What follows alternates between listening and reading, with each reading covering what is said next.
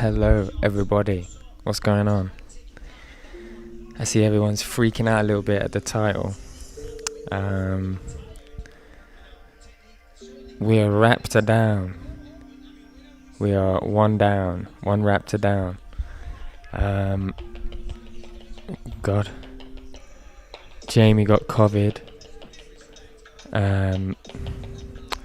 which wasn't ideal. What is this ticking noise?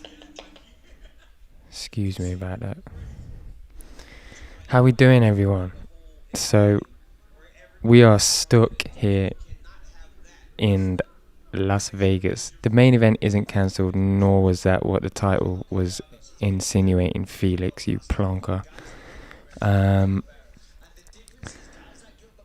We're infected. Jamie has pulled up with COVID. So I've got COVID. We were supposed to go to the weigh-ins yesterday, as you all know. And just as we were heading out to go to the weigh-ins, we got a message saying that Jamie has tested positive for COVID-19. So that means that we can't go to any of the events. We can't fly home tomorrow. And we basically miss Christmas and New Year's Eve and have it here with COVID in this Airbnb. So that's what the title was about. But it is what it is, right? If somebody said to me, you can go to Vegas and cover all these events, but you're gonna miss Christmas, I'd do it. So it's all good. I do currently have got the fights on here, can't show you too much of that, but we are first fight in, and damn, this is looking good. I'm minus, I don't know what you guys are thinking to minus, but I saw him make his debut, short notice debut about 3 or 4 months ago, and I wasn't overly impressed with him here, but Giargos looks like to be taking this for sure. Take some vitamin D. Sorry for the heart attack, lads. I didn't even assume that was clickbait at all, but you are right. I do have some Howlerhead, which I am tempted to test to give you a live review on the old Howlerhead. What do you think? Should I do that? We feel all good there at the moment. Obviously, we're in the early days of it as well, so I assume it's gonna get worse. But fuck it. What can you do? Everybody was going to get it. Well, I was definitely going to get it at some point, especially, traveling around the world and doing all of this MMA related stuff. It's going to happen, ain't it, eventually? It's a bummer it's happened on Christmas, but never mind. It is what it is. I am very, very excited for this card. Even though, we got Hamzat is off. This is still Hamzat and Leon. This is still a quality card. And I'm just watching this first fight because I just don't know what to make of Minus. Colton Minus. He made his debut against Matt Schmersberger, I believe. It was on short notice. But again, Matt was the guy that came out of that as the name to remember. Christos Giargos is clearly an impressive fighter. He made his UFC debut against Gilbert Burns, and then this isn't in any order. He made his debut against Gilbert Burns. I think he lost 3 out of 2 fights and got cut. Then he got re-signed again, Vera, on his return back to the UFC. And then he's beat some dudes like Damir Hadzovic as well. So, you know, this guy is an impressive fighter. Let's have a look. What's going on here? Greetings, everybody in the chat. What is up? Thank you again for tuning in. We weren't going to do this, obviously, because Jamie is in bed, currently dying. Well, he says he feels lethargic. So I said, all right, fine, I'll do it. So we're here in Vegas in our Airbnb, watching the events of the year this is, and it's literally about 1 mile outside that window there. You can almost see it.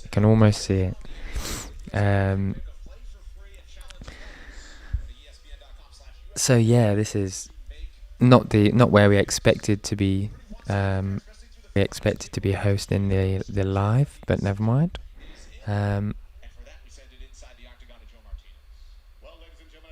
Nah, we won't. We're all good on the copyright stuff. Thank you for worrying for me though, brother. I was thinking, you guys have been saying, you have been mentioning about how calming, and I don't see it personally, and I really do mean that, but how calming my voice is. And I was going to say, because I have a copyright-free music platform, website, whatever you want to call it. I was thinking of playing some kind of like lo-fi beats underneath what's going on with the fights, just to clear out a little bit of that awkward silence, maybe. Not awkward silence, never awkward, is it? But that silence, let's just say. So I don't know if you can hear that, or if the levels are okay for you guys out there. Let me just turn that around so y'all know what you're looking at right here. That's it, ASMR. Tell me how this sounds. It's like, if I can leave a little playlist like this, just all copyright free in the background, even hear it, or if it's too, I don't know, tell me. If you want it off, I'll turn it off. But this is just a little idea, just to fill in a few gaps, let's say. Yes, my friend, on that Jimmy Payton, it is delicious. Jamie has the Rona. Yeah, so, jeez, this is unexpected, right? Very unexpected. I went to the shop yesterday and bought some wellness shots. Not that I believe this is going to cure me in any shape or form, but you never know. So I've got a little ginger, a lemon, and this is like me trying to read a fighter's name out. I can't pronounce. Cayenne. There we go.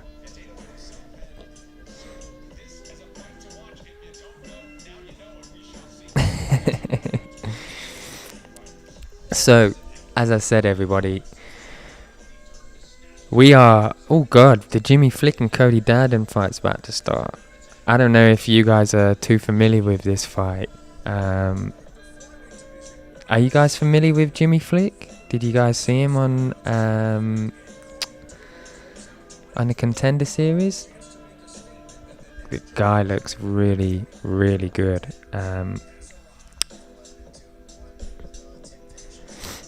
He actually Jimmy Flick is actually looking for a fight with none other than Brandon Royval. I think that will be a really, really good fight if Jimmy Flick can get the win here. He is a wrestler, transitioned into jiu-jitsu really, really, really well. Fantastic fight with Nate Smith on the Contender Series. I do believe DC also gave him that as fight of the night for that Contender Series, which made him extremely happy. And he does go around, Jimmy Flick, telling people that, well, this is how he sees his fight. His wrestling is very much like Khabib, and his jiu-jitsu is like Damian Maia. This is how Flick goes around talking.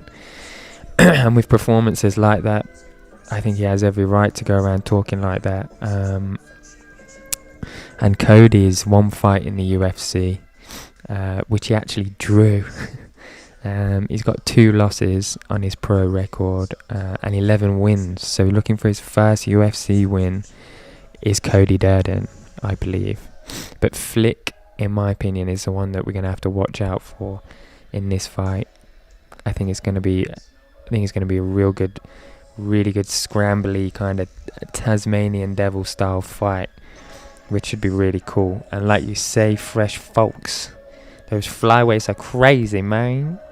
Small men, giant ego, love it. Me too, brother. Previously I would blow my nose and say, don't worry, it's not COVID, but it is COVID. That's probably the most attractive moment on a full Reptile that I'll ever have. So thank you for tuning in for that. Well, what do you think to trying out some of this? Because you know what, I was not actually going to. I had no plans on opening this Howlerhead right here, none whatsoever.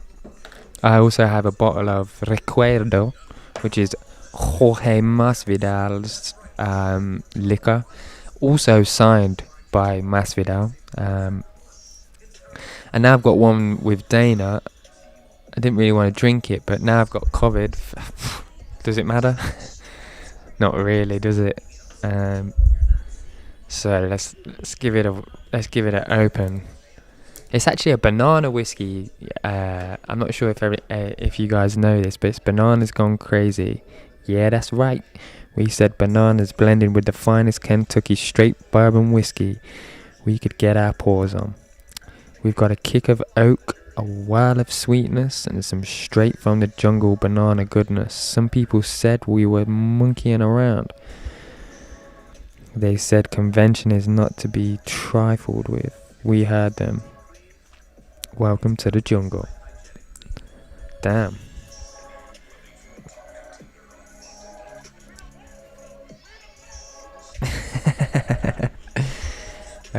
There's nothing better than reading these comments. Did you see George has been with... No, he has not. Please tell me he's not pandering to that rubbish.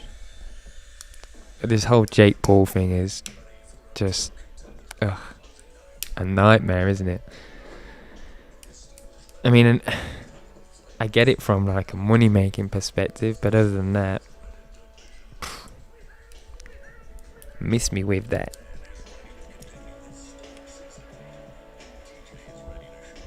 So, where are we on this card? Did I just tell everybody that Jimmy Flick and Cody Durden is next? Because I was bang on right, thank you. This is probably going to be fight of the night, in my opinion. It's an early one to call fight of the night, I know. I mean, if not Tafon and Chukwi, that's also going to be a good fight, right? Him and Shane Mosley in a video with Jake. Nah.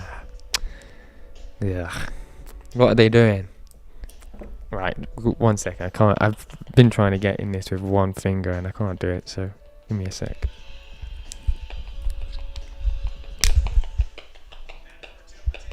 What the hell is that noise?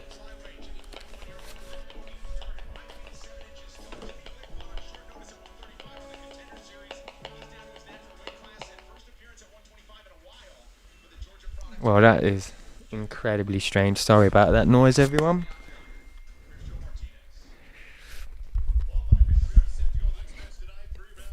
Second, I got Head Honcho messaging me. Want me to do?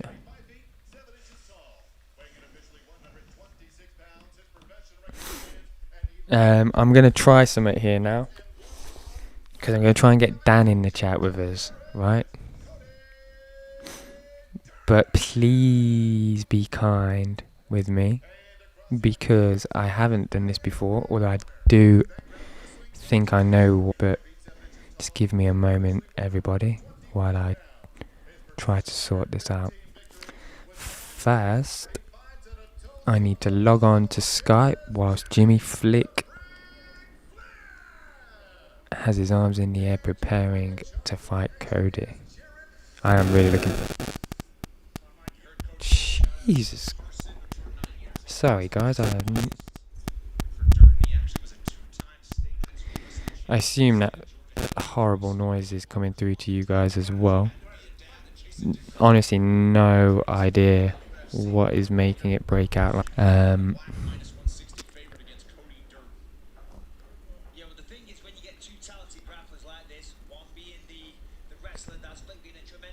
How do we see this? I think this is could be a second round finish. Dadden was looking sharp there in the opening. Right, let me concentrate on this for 2 seconds. And we hopefully can get Dan in. What's up, the sauce? So just to recap, we are UFC Apex today because Jamie tested positive for COVID. I somehow tested negative. Not sure how that works, but I'm going to assume I've got it. Maybe I'll get it in tomorrow, what Jamie's on today, but Jamie's dying in bed literally at the moment. Let's have a look. Right.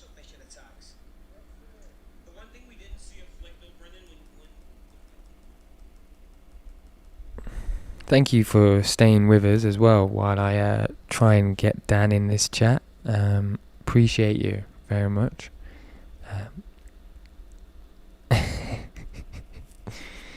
The boldness is 100% why I didn't get it. It didn't get caught in my hairs, it just flew over my streamlined skull. Right. Thank you very much though, appreciate you all.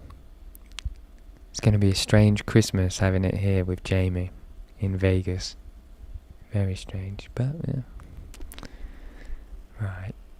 I'm going to video call Dan and then I'm going to see if I can get my dude.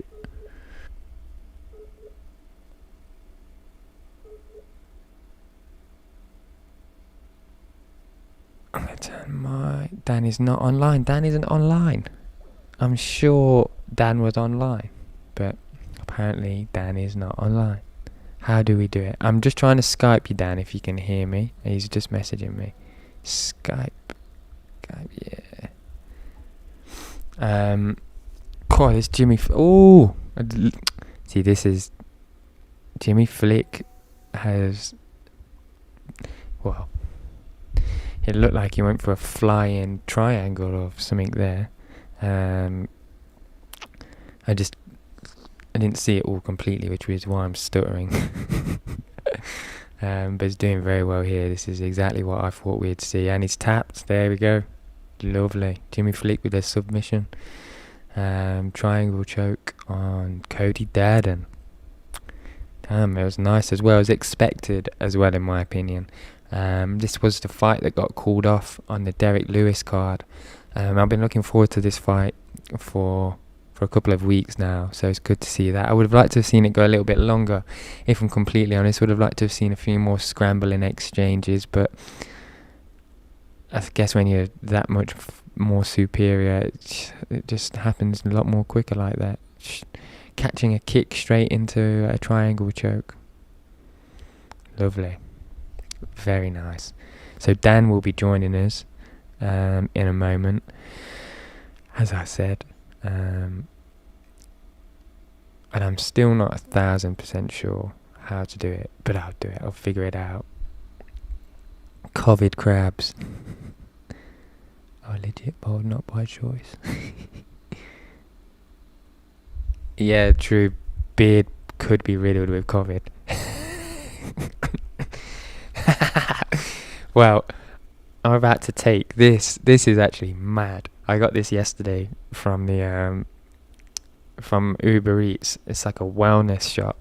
It's probably the spiciest shot I've ever had in my life. So I'll do this on camera for you. You can all watch my mascara run. But this is intense. It's already making my eyes water.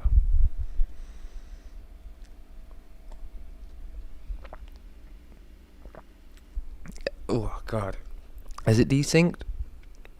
I don't think it should have desynced.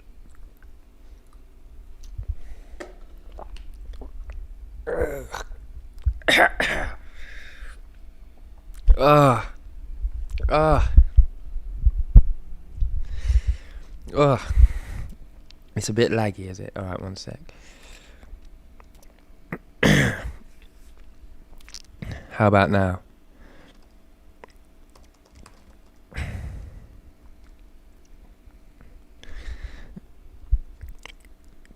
How are we doing, guys? We all good? Sorry, I had to have my wellness shot just before I get Dan in. And then we'll have a little chat with Dan.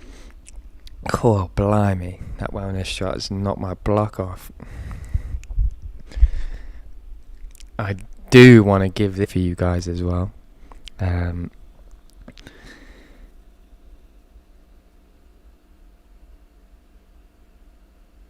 Yes, I do want to give this a little try for you, give you my review.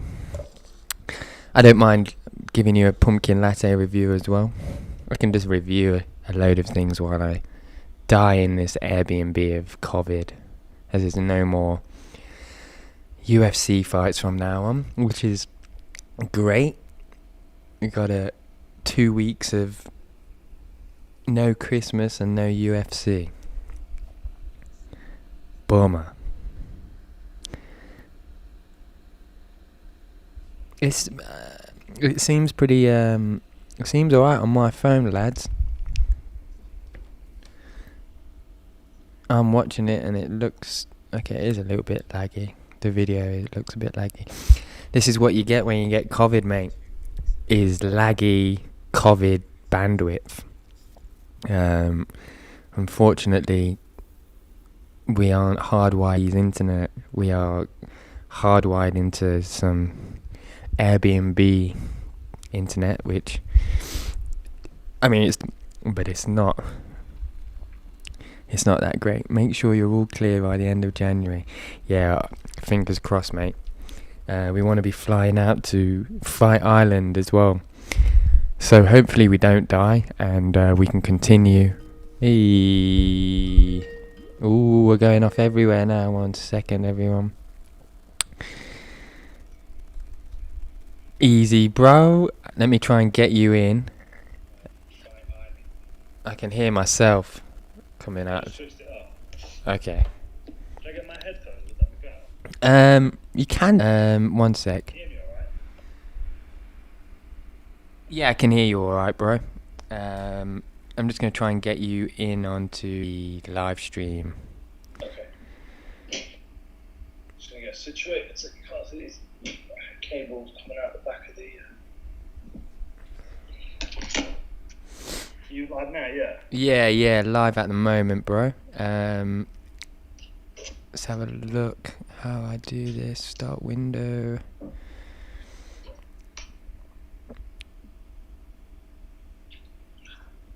So I've just got to open, if it lets me.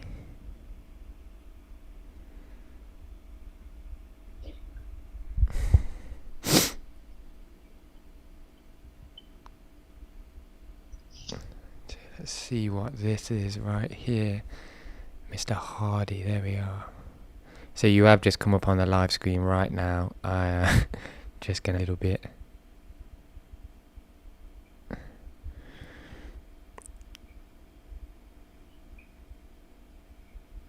There we go.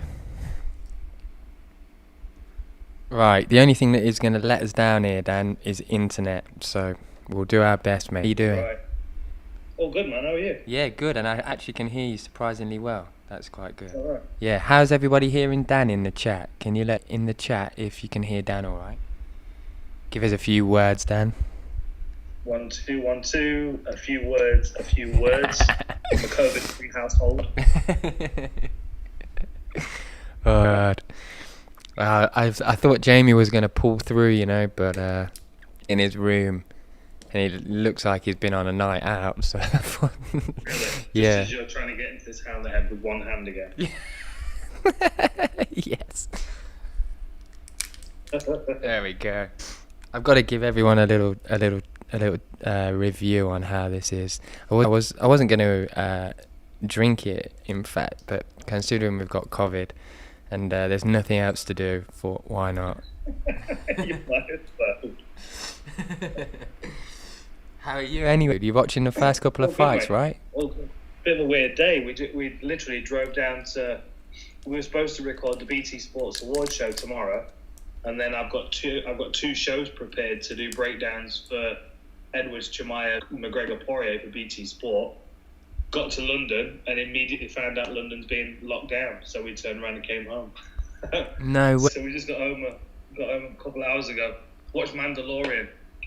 Yeah, everyone's on about that, saying that last episode it seems to have made a lot of people cry. I don't know what's going on, Dan. I've not been watching, but it sounds like I need to get watching. I was crying when Boba Fett when he shows up with his armor the first time. It's pretty emotional. Is it? But I will say one thing though. Anybody that watches the last episode, don't skip the credits, because there's something at the end that I would have dead skipped past had I not been laughing at some of the names of people in the credits. What, as in there was like an Easter egg after the credits were there? Yeah, man, they put Marvel Comics on you and stick it right at the end. You got to like sit in the cinema for 20 minutes while everyone leaves. And the dude's sleeping around. Yeah, no one's catching that, are they? Unless they're real fans. Right. Right now, I've got the second challenge of trying to fucking get this wooden thing out. Right, I should have chose a better time to have done this. Trying to get this off with one hand throughout the whole show is going to be very hard. Not a good look holding the microphone between your knees either. It would be a worse look if I had the red squidgy thing on the end. It would. You look like an excited puppy. What did Jamie's not well then, is he? Is he yeah, is he laying in bed? he is, mate. Yeah. I went in. I was like, "You want to do this live stream then?" And he was just like, I was like, "Actually, don't worry about it. I'd rather do it on my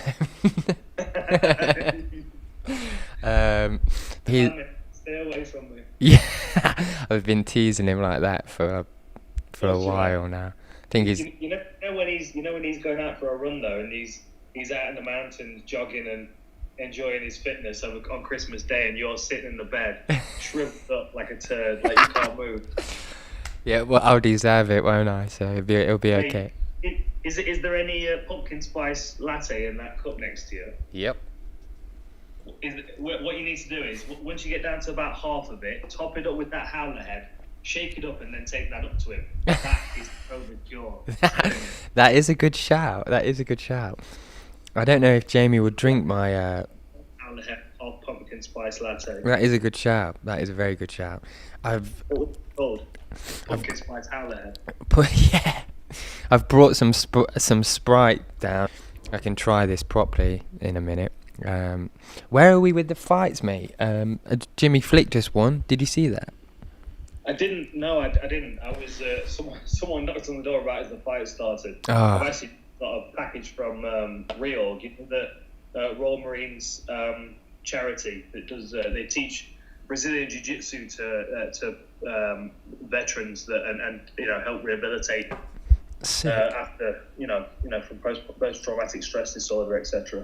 And they've got a real good thing going on, and they've got some real cool merch. And I literally have just received a package at like 9:30 in the evening. Oh, that's dope. I was getting into that. I haven't seen it. I'll catch up though. I'll watch it back. Yeah, man. They've seen a few nice things on.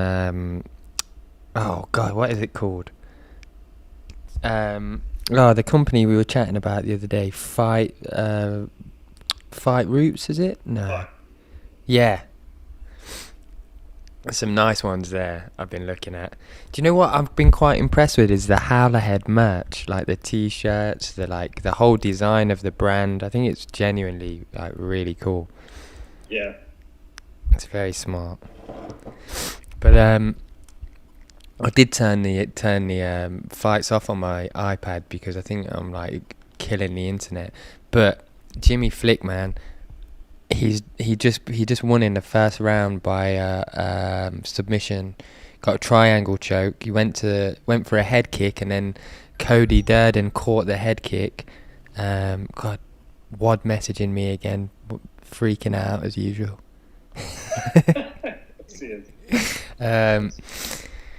Yeah, man, he went for a head kick, and then Cody caught it, and then Jimmy just jumped straight into a triangle choke, pulled him down, and that was it, man.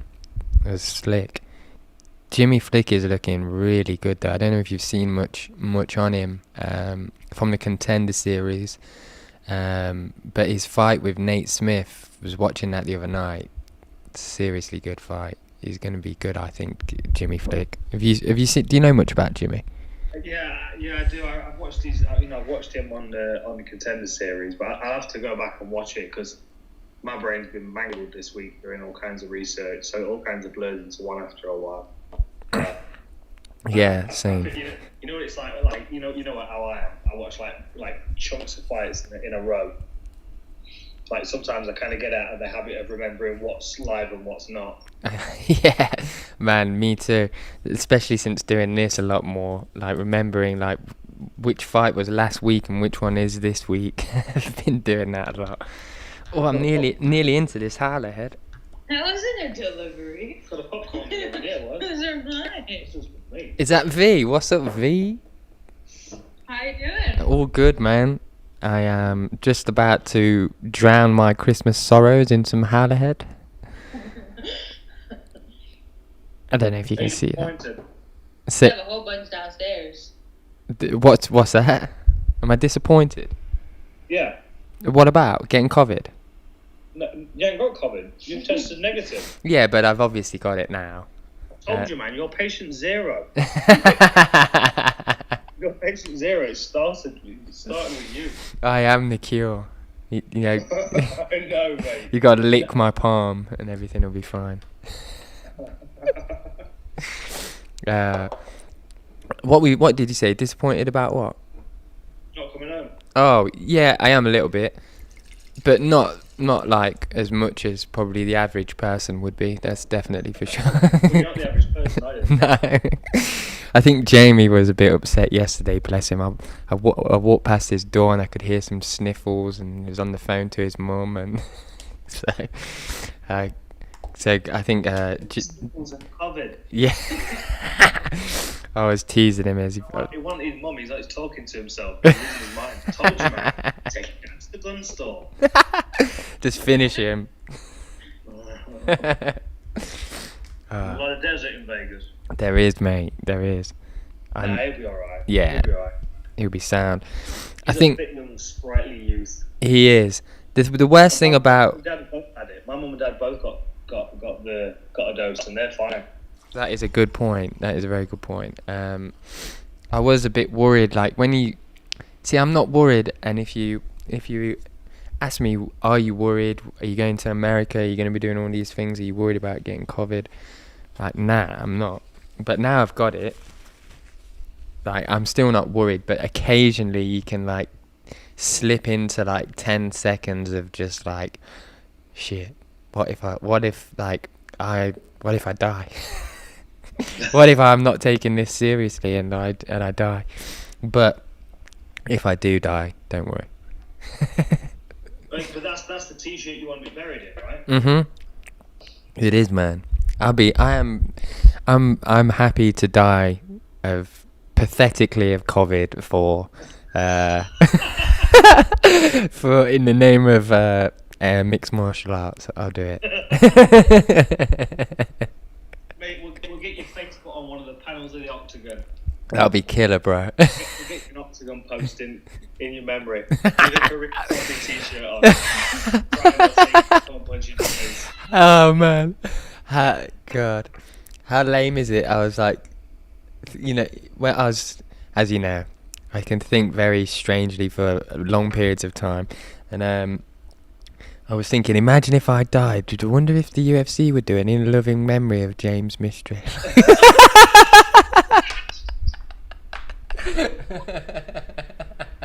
Let's put one together for Jamie. Yeah. Oh god. Funny though. Where are we with this thing here? Sorry, one sec. Jamie Pickett. Can't kill a raptor. People are saying, yeah.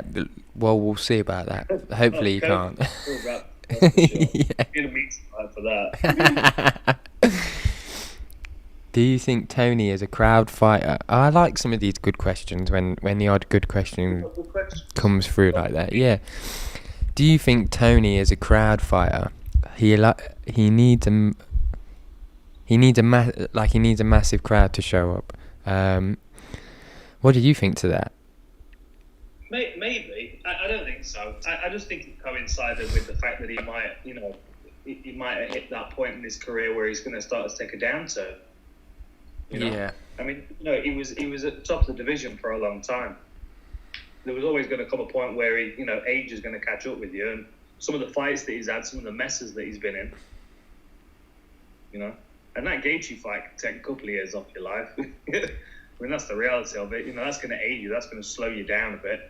That scar tissue's there. That your reaction times, and the other thing you've got to remember as well is his confidence. Where's his confidence at coming off the Gaethje fight? Mm. He's always been a guy that's a bit in his own head. I mean, he's a unique individual. You just don't know what his reality is. That's my question. That's what reality is. That's a really good way to put it. I agree with that wholeheartedly. I don't know. I think just sometimes you just can't turn on that game time. Do you know what I mean? And it looks like that's what it did. Well, that's the thing as well. Did you read what he said after the fight about DC in the commentary, and saying that he didn't think he got dominated, and then he's mentioned something about Oliveira not being able to finish an armbar, and there being biased commentary from DC, obviously with his relationship with Khabib and that. But I didn't really see it like that personally. Not at all. No. This is the thing. This is the problem. That's what I'm saying. You kind of don't know what his reality is. Like I remember the media day interview that you posted up. You're all about that. That just cured bothered. Like the media day interview that you posted up on the channel. It was talking a bit like the world's against him.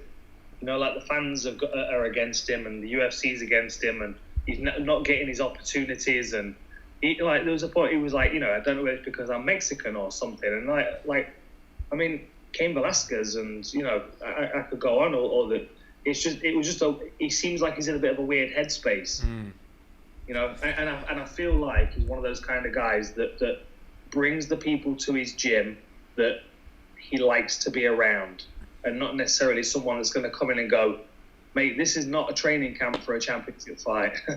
Because I mean, I've got a Wing Chun dummy, but I'm not competing competitively. You know what I mean? Like I can play kung fu. Like sometimes you got to focus on your MMA game. And what we saw in the Charles Oliveira fight was he didn't have an MMA game that was comparable to him.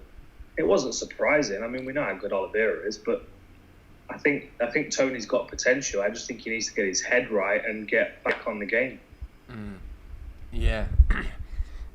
It's just knowing how to make your head right, because he seems like he's going to be in denial about his head even being wrong.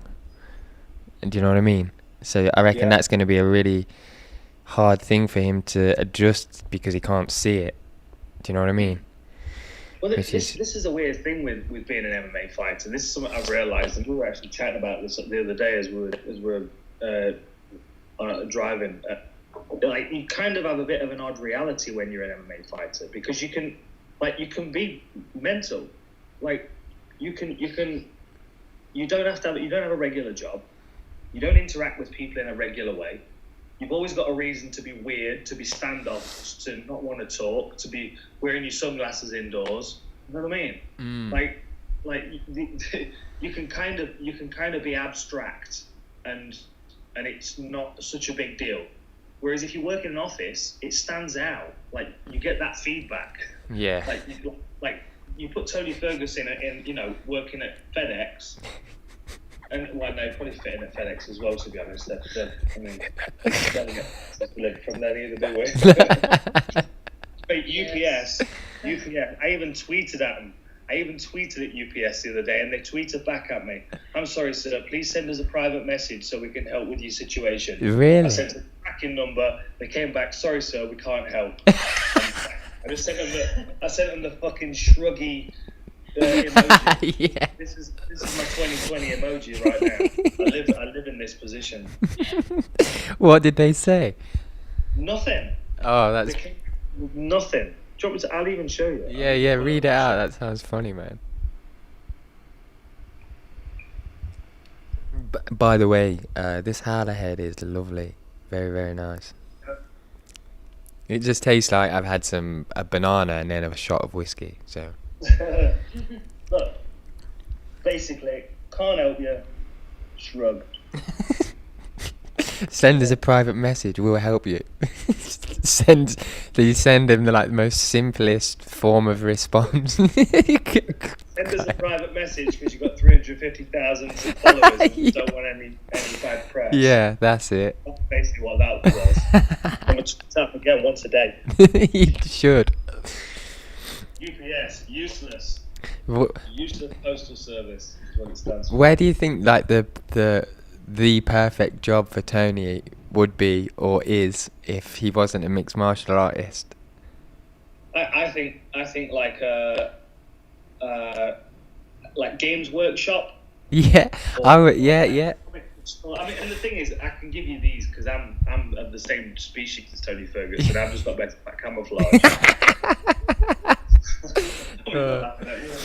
I know I'm a freak, mate, but you don't hide it as well. I don't try to hide it.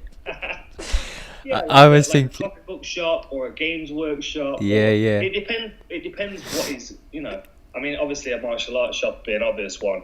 I can some kind of. I can imagine him to be like a really crazy scuba diver instructor, like maybe like take you out on the boat, but he'll like make it as wild as possible and take you to some islands and do some crazy dive. I don't know. That's why I see Tony Ferguson, scuba diving instructor in some European beach town, for sure. Yeah. No, all I can picture now is one of those doorbell security cameras with Tony Ferguson like dancing his way up the drive with his FedEx form on and delivering some packages for Christmas. That I can see that as well, man. Like breakdancing his way to put the package on the floor. Moonwalking back to his van. Oh man, quality.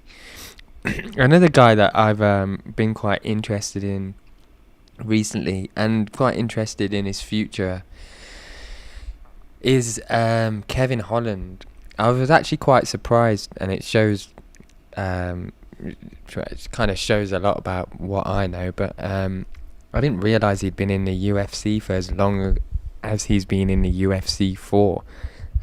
Fought Thiago Santos and like a few other these guys, but I'd say since 2020 is really how he's got himself noticed, and I don't know how that happened. I don't know how that happened, but what do you see personally for his 2021? Because I think he's probably got one of the most exciting futures that isn't really a superstar at the moment. I think he's an interesting one to throw in the mix at the top. I think there are some fighters at the top that would be problematic for him. I'd love to see him in there against Aaron Till to see how their styles of striking would compare. I'd like to see him in there against Cannonier, because I'd like to see how he deals with someone that could walk him down and power punch him. I mean, he had that fight with Darren Stewart that was quite close, and I feel like Cannonier is probably at this stage in his career a better version of what Darren Stewart's capable of. Power puncher, good takedown defense. But then there's also a story between him and Adesanya. They went back and forth a little while ago. So I can see him jumping up the rankings. He's a marketable guy, and his fighting style is interesting as well. Yeah, and that's another thing as well. Is like the position in which he punched Jacare from to hurt him. Like the first punch that hurts him is actually when right before he's actually kind of upright, and he gets caught with this massive right hook on the chin from bottom position, and he kind of sits back and puts his guard up. Like you can tell he's dazed. And then Kevin Holland starts pouring it on. And that's like, it's fighters like him, and kind of like Jack Hermanson as well. I know he picked up a loss the other week, but he's another one as well, who like they find creative ways of adapting the martial arts. And I think that's one of the things why he's grown in popularity so quickly. I mean, obviously, like Adesanya's like, he's a master of ranges of martial art. Kevin Holland is creative in various ranges, and I think those two together will be a very, very interesting fight down the line. Yeah, I think he needs a bit more testing first, maybe one or two more. But I'm excited for him. Yeah, me too, man. So his ideal tests for you before getting that title shot is like a Cannonier Darren Till kind of character. Yeah, I think so. I think. I mean, I'd like to see him against Darren Till, because Till will press him like he always does. He'll push forward in that tall southpaw stance. He'll try and march you down with his left hand and try and back you up against the fence. And I think under that kind of pressure is where we start to see him do his more creative stuff. And he always knows he's got his ground game to fall back on. Absolutely, yeah. But I think two fighters that are going to pressure him and threaten to land heavy strikes and that are clean strikers as well. I'd like to see, because I mean. Jacare's got, he's technical, but he's never been very confident with his hands. I've never thought. He's sometimes been drawn into a brawl, but he's never looked like he's confident in his timing. Obviously now he's starting to look slower, with age. So I don't really think he was the right person to test Kevin Holland in the stand-up range at the top level. You need one of the top guys. I mean, Vittoria would be a good one as well. That would be really good. The one thing that I think, I mean, you have to correct me here, but when Darren Till goes against a highly anticipated striker, like a WONDERBOY, for example, they're obviously mad chess matches, aren't they? But what I'm getting at is, do you think it would be like a bit of a chess match kind of fight, or do you with Kevin Holland and Darren Till, or do you think Kevin Holland's creativity would kind of ruin that kind of I don't know what you would call it, that kind of stamp? Yeah. No, yeah, I don't think so. I think what happens when you've got two technical strikers that are kind of waiting for the first person to draw their sword. You do get a bit of a standoff, and you do get kind of tentative exchanges, like we saw in the WONDERBOY Till fight, and in Till against Whittaker as well. Yeah, and a little bit in Gaslam. Yeah, kind of tentative, but then Till's got that energy about his fights. He puts you on edge because he's like aggressive without really doing a good deal. Yeah. So a bit like Peter Yan. He puts you on edge because he's not really doing a great deal, but you always feel like something's coming. Yeah, for sure. I remember you pointed that out perfectly in one of the war rooms. The war rooms did quite well, didn't they, on 2 days' notice? Yeah, but take it up. What was it? Got the McGregor and the Hamzat Leon ones ready to go. Sick. Yes, that'll be killer, man. When do you want to do that? I don't know. I'll get them recorded over the next few days, and we'll get them up because people are already wanting to start talking about that. And with us not having UFC events for a couple of weeks, it'll give people something to watch when they're sick of staring at their relatives at Christmas. Yeah, that's it, man. It'd be cool to do like have a vid. Can you hear that? Got that water running in the background. Nah, there's feedback. I don't know if it's just on my end. But yeah, it'd be cool to have some good stuff to drop out over the Christmas period, because obviously we were at Extreme Couture. We were hoping to go back as well and get a few more bits and bobs, but we'll have some cool videos dropping as well with Mads Benel kind of going around Extreme Couture training.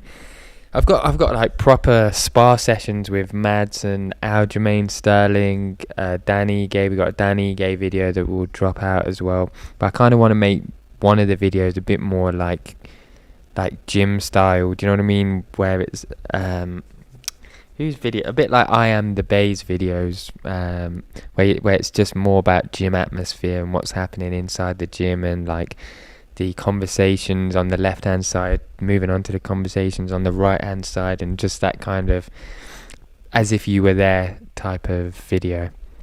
So that should be cool. We did bump into Francis and Ngannou there as well, and he asked for us not to film any of his stuff because his Project X at the moment in Extreme Couture, but he did ask me. Say again. Is that where you got COVID? Who knows? Probably. Well, I haven't got it. It's Jamie's got it. So Jamie's got it from going somewhere where I ain't got a clue. But yeah, my God, man, I've never met Francis before. It's crazy big dude, man. Feel so stupid, like stood next to him and he's put his arm on my shoulder and it's just like how is that an arm? Like crazy.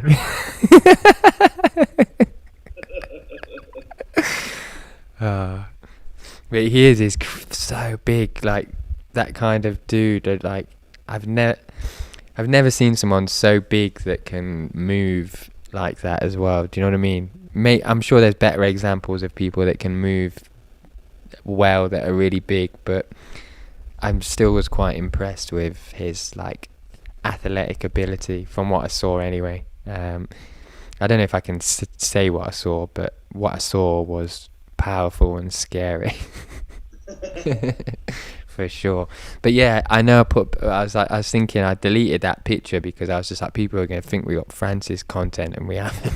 He literally, I was walking past him and he was like, he asked if I could hold his phone to film him doing some leg kicks as well.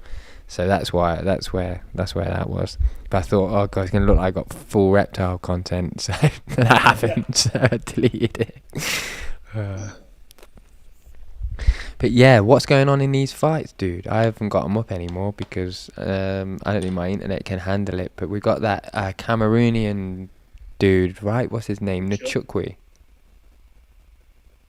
I'm gonna call him Nunchuk because I'm not. I like that. That's cool. Yes, Nunchuk. Have you got that on, Dan? Yeah. Yeah. It's scary. Does he? Yeah. I tell you what, I've just been chatting to a guy. I'm going to give him a shout out. He's an MMA fighter and he's the concierge at Hotel London. His name's Matthew Finley and he's an MMA fighter. He's 3-1 as a pro. I tell you what, he looks like Rampage Jackson. No way, does he? Yeah. He's a middleweight and a light heavyweight. Nice dude, but yeah, I'm gonna keep an eye out for his fights. What did you ever get a chance to like? Because sorry to kind of like pull you off here. Wrong choice of words.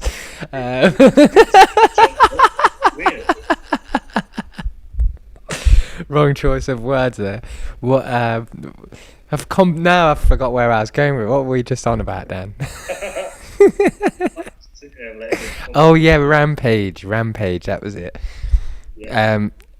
Rampage is, to me, is proper funny dude, man. Like I find him hilarious. Have you ever had any like meetings or run-ins or training stories with him, or like? Did you really? Yeah. Sick. I used to train with him in Los Angeles at Legends. Oh, what was that like? Yeah, I've got a photo. It was wicked. I've got a photo. I'll dig it out. It's on a hard drive somewhere. You remember when he got arrested? And there's that photograph of him laying on the road, face down next to that massive monster truck with his face on it. Yes. He used to park that outside the gym. And my other friend who used to fight for Elite XC and Strikeforce, Connor Hewen, he's a 10th Planet guy. Head kick. He looks hurt. He looks like he's not going to make it at the end of this fight. Now he's done. He's done. Come on, Chris Tyone. He's done. Really? What, nunchuck's been head kicked? I'm not sure what this fella's waiting for. Pickett, yeah, he's not. He's not looking like he's getting out of this. Nunchuck's just on his back, just smashing him. Oh, really? Anyway, yeah. So Connor used to come on this little tiny scooter because he only used to live around the corner. And I got this photo, and I was it's Rampage standing next to this truck with his hand on it, with his fist up, and then Connor standing next to him with his hand on his scooter doing the same thing. It's a great photo. Yeah, you're gonna have to dig that out, man. Yeah, I'd love to meet Rampage Jackson. I'd like to do an interview with him one day. That'd be pretty cool. He's a wild man. I know. It's just. He'll try and throw you off every opportunity he gets, right? Yeah. But he's hilarious, you know. Like, he's got a real quick wit as well. Oh yeah, I know. But the thing is, he's a bit like Mark Goddard. He's a big dude. He's got a real presence, so it's easy for him to make people feel uncomfortable. For sure. I enjoy that kind of those kind of people, to be fair. So I think I'd enjoy that. I've seen some of my favourite ever videos are with Rampage, like back in the day. Some of his interviews with like Karen Bryan and some of the ones with Ariel as well are super funny. He is really quick, very quick guy. I never expected that either, but he's awesome. This guy hasn't even fight, has he? Who? Nunchuck? No, Nunchuck's walking him down. Oh, really? Wrecking ball. And the other fella he's just clinched him now. He's got 15 seconds left. He just don't seem to be into the fight at all. Although that last fight, Christos Giagos didn't particularly enjoyed himself. Yeah, I know. At some point in the fight. I thought that as well. Yeah, he just didn't look like he particularly enjoyed it. That's a guy that's had like a rough few debuts in the UFC, right? Who was his first? Gilbert Burns was his debut fight. Then he gets cut from the UFC, and then I think probably 4 or 5 fights after the Gilbert Burns. And then when he comes back to the UFC, they put him up against Charles Oliveira. I'd say if Darren Wynn loses, I would probably cut that guy. Who? Darren Wynn. He's what's moved up to middleweight. Oh yeah. And he's tiny dude. Yeah. Yeah. From AKA. He does not look like he's wanted it. Nah. He just never looked like he wanted to be in there to me. But then, I look at some of these records, and I'm like 6-2. Dude, where was I when I was 6-2? Who was that? I wasn't 6-2. Do you think that's down to I was going to say nepotism, but it's not nepotism. It's to do with friends and people who you know. And obviously he trains out of AKA and he's a good wrestler, and he's got Daniel Cormier and Khabib and Islam all marching for him. I don't know if anything like that can sometimes have an effect on if someone gets in the UFC. Like people, if you're around UFC fighters and you're training with them, and you definitely your name gets around quicker than it would if you were training at some obscure gym on your own. True. So for sure, absolutely, and you can kind of guarantee a standard if you recruit from those gyms as well. So it makes sense. That's why these super gyms show up, because they create a consistently strong crop of fighters. So anybody that goes there and sticks it out for a little while is probably going to be a decent standard. Yeah. experience that these guys get before they get to the UFC. Do you prefer training in like a super gym or a more intimate kind of gym? Personally, what would your I didn't train in the big gyms. I mean, there weren't many big gyms when I was traveling around to train. There was like I trained. I mean, obviously, I trained at Extreme Couture later on. But earlier on, the only place I went to was ATT, and that wasn't nearly as big as it is now. But like Team Quest wasn't massive. I was there for a good while as well. I went to both Team Quests. I went to the one in Oregon and the one in Temecula. Oh, did you? Sick. Yeah, I went to. Yeah, but I liked floating around a little bit. I liked training at different gyms because I always felt like I could get on with people wherever I went, and I had a decent enough skill set so I could learn a bit and maybe help a bit as well. So, she's angling off for this armbar again. Right, she. You can get one.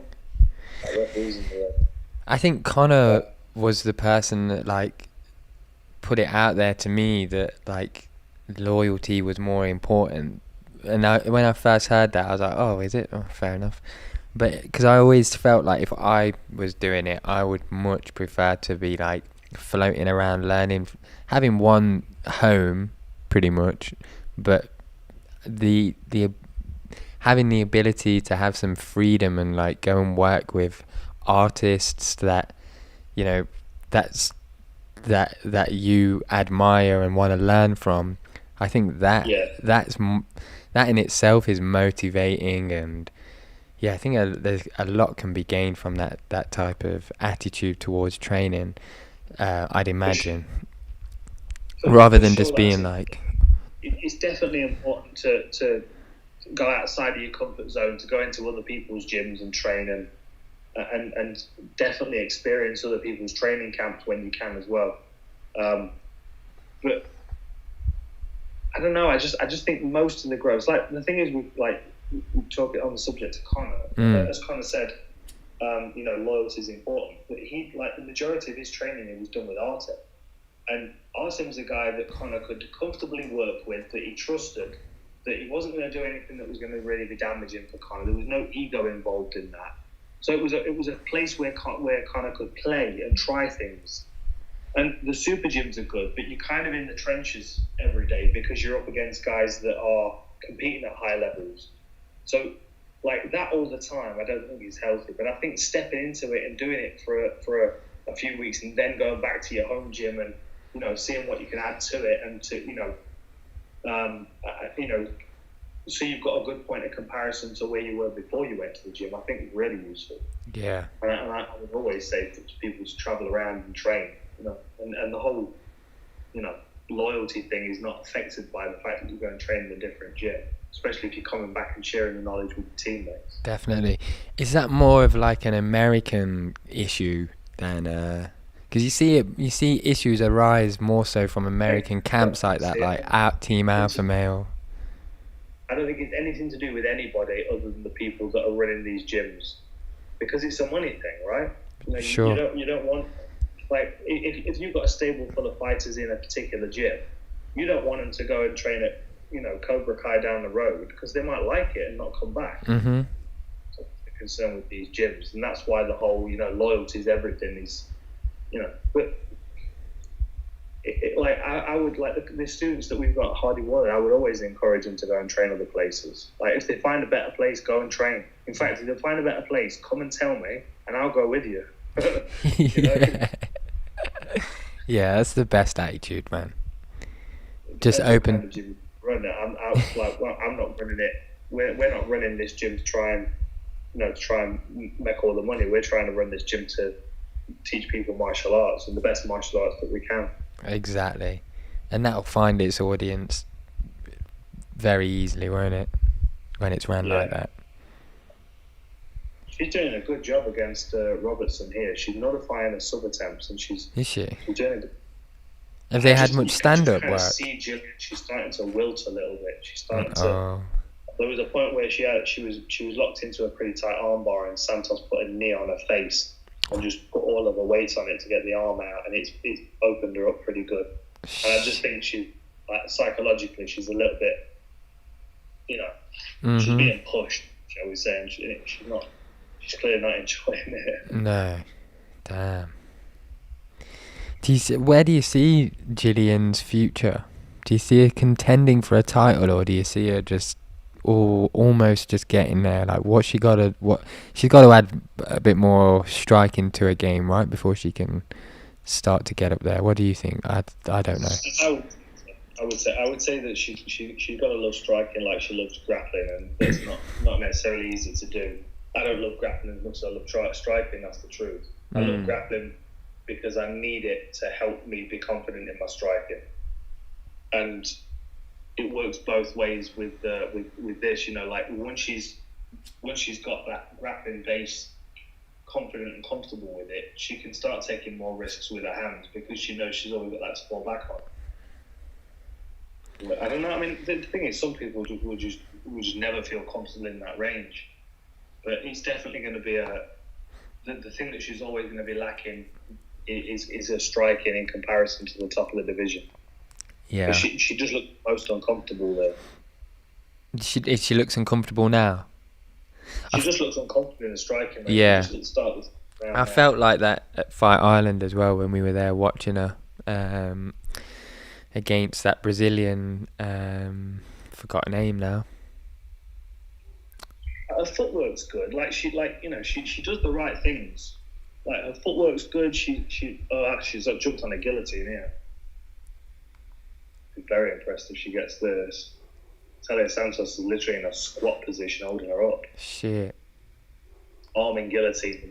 She's nowhere going to keep hold of that. That looks like it's sliding off. And now she's in guard bottom again. This is the thing with guillotines. Like, it's just such a risky submission to throw up unless you're so confident that you've got it. Because you just lose position. You just end up in the bottom position. And now she's 50 seconds into the third round, and you know she's trapped up against the fence with her opponent in a guard. Damn. She's only got one loss as well, Santos. Yeah, it's a recent one, isn't it? Is it in the UFC?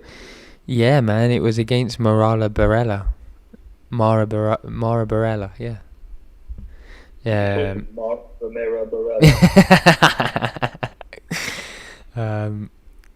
Yeah, she did. She lost the decision, so she didn't get stopped, and it was a split decision as well. So one judge thought she won.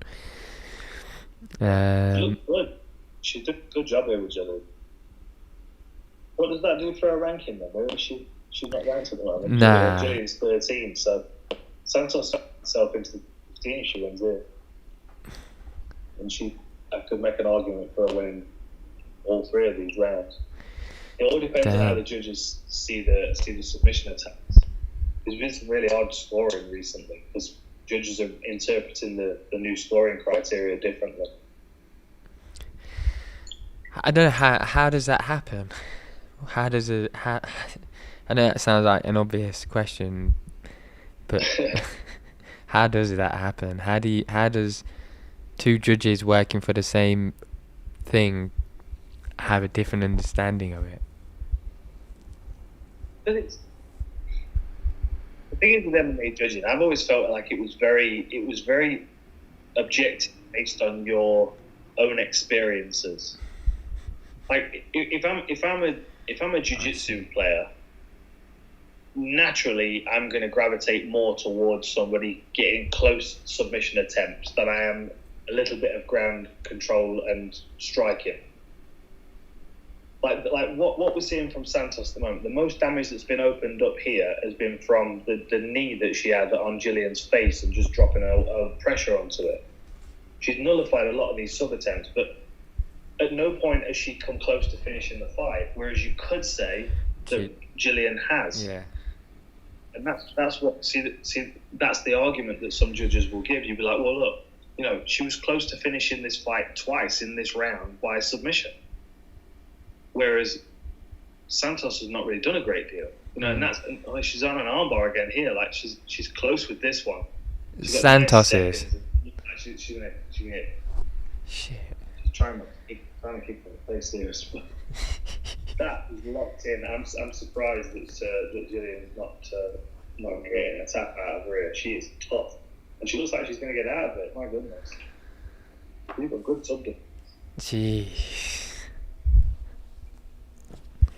Like, this is the thing. Like how highly do you score this submission attempt compared to sitting in guard and landing elbows and punches that are not going to finish the fight? True. That's where the scoring criterion has changed. So like there's just no value in shooting a double leg at the end of the round anymore. Yeah. There's just no value, because you're not proving anything by doing it. Do you know what I mean? It's like you've got to be trying to instigate a finish. That's always the purpose. Yeah. Like, you would do better to throw down. You'd do better to like try and land a heavy shot. Yeah.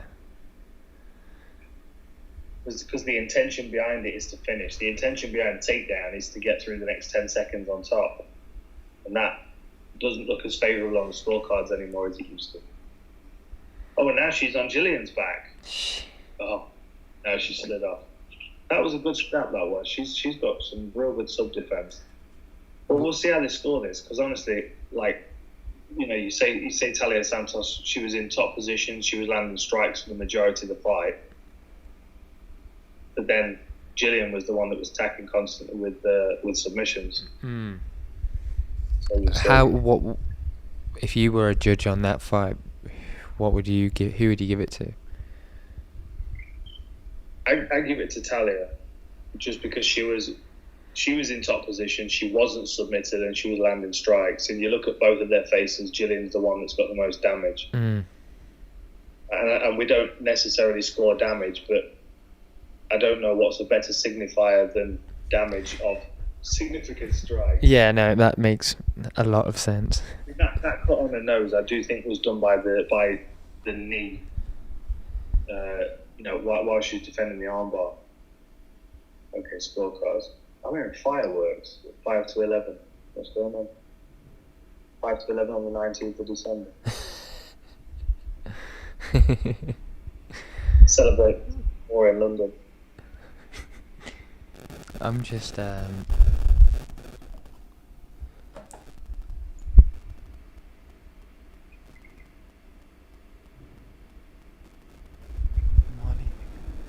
Man, Molly needs to come back very soon. I was just looking at Is she matched up?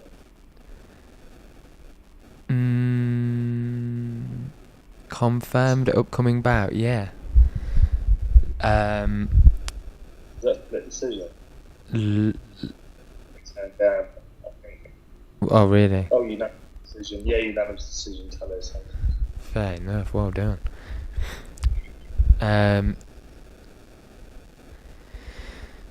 Molly's fighting Laura Procopio? Procopio? I've never heard of her. I'm just about to quickly check her out.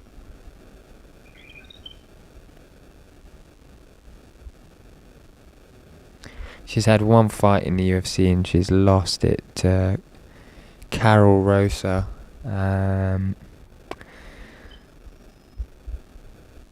So, it could be a nice fight for Molly.